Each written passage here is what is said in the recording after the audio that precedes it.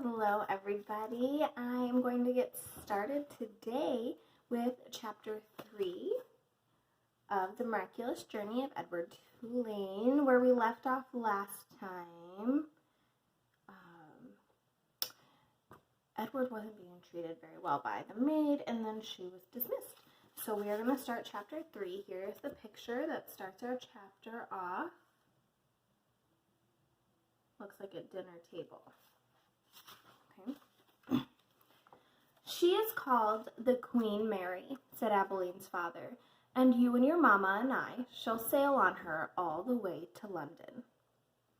What about Pellegrina? Said Iboulline.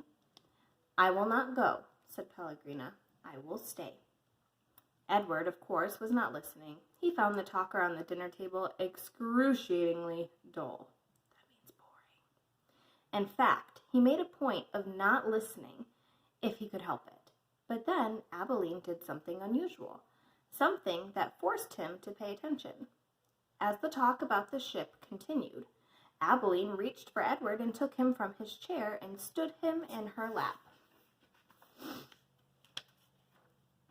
And what about Edward? She said, her voice high and uncertain.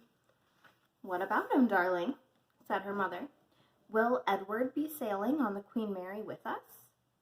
Well, of course, if you wish, although you are getting a little old for such things as China rabbits. Nonsense, said Iboulline's father jovially. That means happy. Who would protect Iboulline if Edward was not there?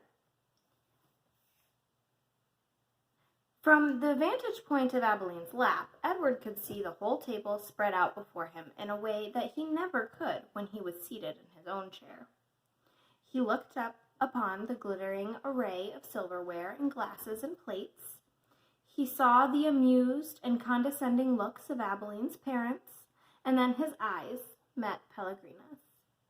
She was looking at him in the way a hawk, hanging lazily in the air, might study a mouse on the ground. Perhaps the rabbit fur on Edward's ears and tail and the whiskers on his nose had some dim memory of being hunted, for a shiver went through him. Yes, said Pellegrina, without taking her eyes off Edward. Who would watch over Iboulline if the rabbit were not there? That night when Iboulline asked, as she did every night, if there would be a story, Pellegrina said, Tonight, lady, there will be a story. Iboulline sat up in bed. I think that Edward needs to sit here with me, she said, so that he can hear the story too. I think that is best, said Pellegrina. Yes, I think that the rabbit must hear the story. Iboulline picked up Edward, sat him next to her in bed, and arranged the covers around him. Then she said to Pellegrina, We are ready now. So, said Pellegrina, she coughed. And so the story begins with a princess. A beautiful princess? Asked Iboulline. A very beautiful princess. How beautiful? You must listen, said Pellegrina. It is all in the story. And that is all of our story that we are going to be reading tonight. And tomorrow we will get started on chapter 4. I wonder what the story of the princess is going to be about. What do you think? Maybe make a comment down below and tell me what you think Pellegrina's story is going to be about. See you tomorrow. Bye.